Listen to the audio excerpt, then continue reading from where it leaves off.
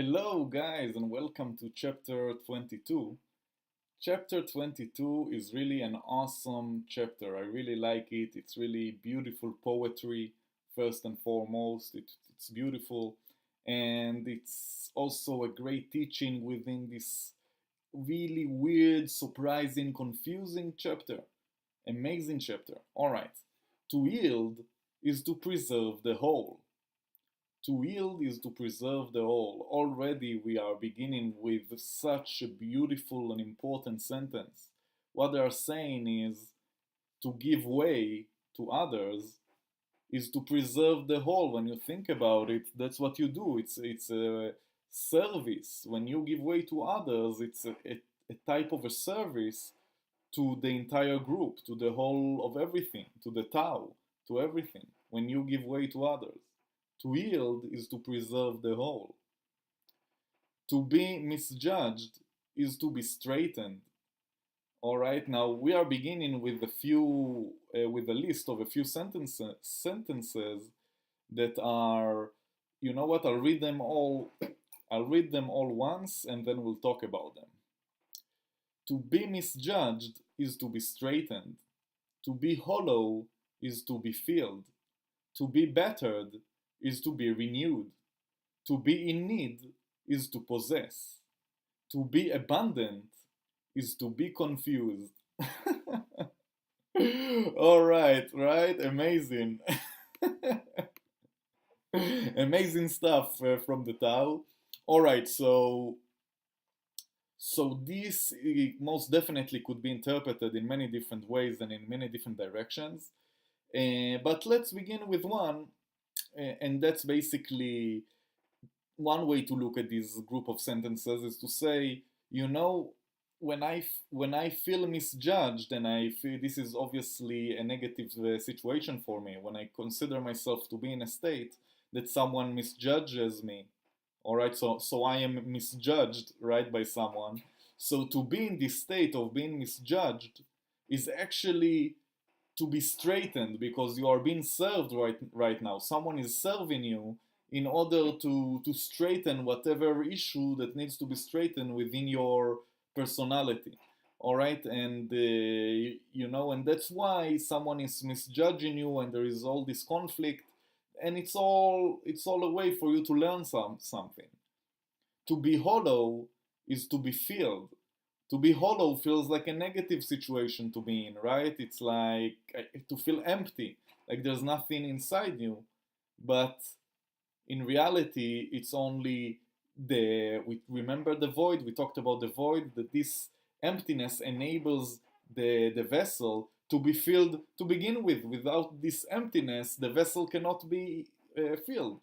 So to be hollow is to be filled. To be bettered, which is also a negative situation in which someone is punching you and hurting you and destroying you. Basically, it's to be destroyed in this in our case. To be destroyed in or killed or whatever is to be renewed, right? It's this the destruction of one object is actually the beginning, the birth of another object. So it's always this circle of life, right? It's always the case. So to be bettered is to be renewed. To be in need, which is also a negative scenario, right? To be in need is to possess, because again, you need to have this emptiness that would later be filled. You will appreciate possession much more because of it. You actually realize that you possess a lot once you become in need. It's this, all right. To be abundant is to be confused. And now the twist of, it's poetry, right? So, and now the twist, to be abundant, which sounds like a positive thing all of a sudden, is to be confused.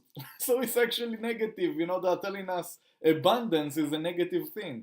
They didn't change the system. They're talking about negative stuff and then abundance, because which is surprising, right? And they're trying to hint to us that abundance is also considered to be a negative thing by them. And it's beautiful. You see the beautiful of the Tao. So anyway, they already talked about in earlier chapters about abundance and about how abundance leads to confusion, so I won't go into that again. But that's the point. So that's one way to interpret this list of sentences. It could also be interpreted in many different ways. I could talk about how this is an example of conflict, this state of confusion that we live in. Remember, we talked about it already, that we live in this realm of confusion, of conflicts, and this is basically what it's depicting. It's depicting this dimension of confusion, of conflicts, hollowness, and to be filled, to die, and to be renewed. All these things going on in this realm of confusion and contradiction. And if you remember, the whole point of the Tao is to take you from this point of confusion higher in consciousness to another dimension. And we'll see in this beautiful poetry how we are getting there. But we begin the song, this poem, with this part that basically says we are very low. We are very low. We are in this realm of confusion and all these problems that we live in. Therefore, all right. Therefore, the saint embraces the oneness as a standard, for the world. Now we are talking about, because of all of the stuff that we just talked about, all this confusion, all these problems, all these excitement that we have in our day-to-day life, the saint embraces the oneness. The saint chooses a different dimension. He chooses the dimension of oneness, all right, as a standard for the world, as a standard, as like a path, a way, a model. Look at this model of the realm of oneness. Look at them as a model, and let us learn the ways. This is the standard of the way. Or another way to look at it is this mindset of oneness, this mentality that we're talking about loving others, and all of this mentality that we're talking about should be a standard for the world. And you will be a leader if you choose to walk this path. You are already a leader. And just by following the path, not doing anything else, people will see you, and you will be the standard of the world when you choose oneness. The saint embraces the oneness, and it's implying that again, if you choose to follow this path, you are basically a saint, or at least you'll reach the point of being a saint if you constantly, yeah, it's no joke, if you constantly on a 24/7 basis act in the way of oneness, or be in this fifth dimension, then you are a saint according to them. No joke.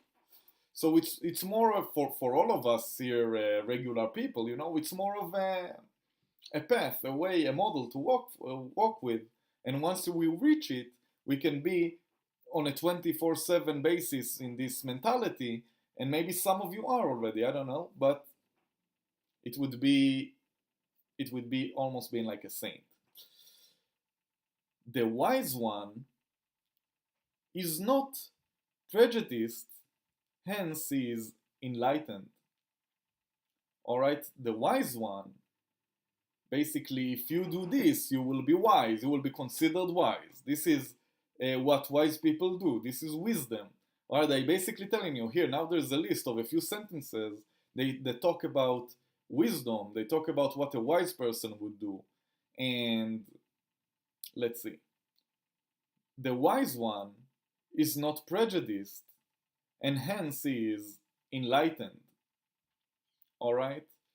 To be enlightened means that you are not prejudiced. You have no prejudice. You don't prejudge others. All right? You don't judge others at all, especially not before you even meet them and know them. If you think things about people without even knowing them, so and these things are negative, then you are basically a racist, or a person who judges others according to, I don't know, race or whatever whatever thing that you see in others, and you judge them because of that. So don't do it. That's the whole point. Don't do that sort of thing, because if you desire to be wise, then you won't judge others at all, especially not before you even know them. If you do that, then you'll be enlightened.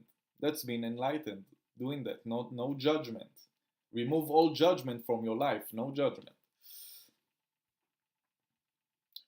So I will split this one and we'll continue with the next video.